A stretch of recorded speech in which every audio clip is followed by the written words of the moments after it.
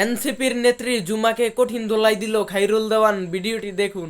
NCP নেত্রী জুমা বলেছেন, আবার ডাক দিলে নাকি জনগণ রাজপথে নেমে যাবে।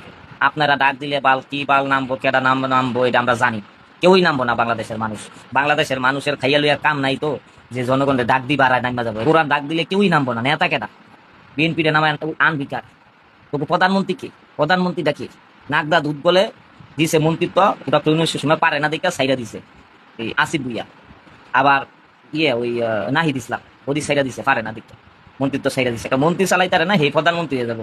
এটা তোরা পরবর্তী জেনারেশন প্রধানমন্ত্রী, এটা সবাই মানি আমরা পরবর্তীতে। কিন্তু এখন প্রধানমন্ত্রী ওর তোকে বয়স হয়েছে, নিজ দা বাল জ্বালাইছে, তোরা নিজের প্রধানমন্ত্রী দাবি করস। একটা ভালো একটা প্রধানমন্ত্রী রেডি করতালি না বেটা, বয়স্ক লোক একটা রেডি করতালি না, ডক্টর ইউনূসের মতন আরেকটা লোক রেডি করতালি না। তোরা আন্দোলনের ডাক দেস বেটা, আন্দোলনের ডাক দিবে। আন্দোলনের ডাক দিলে আমরা নামু নাকি? এখন তোকে পিটাইলো আমরা নামতাম না, কারণ তোরা হুদামিছে আন্দোলন করস, পিটানি খাওয়ানোর লিগে। তোকে পিটাইলে আমার কি আহে যায়? আমরা জনগণ কোনো উপকার পাইছি?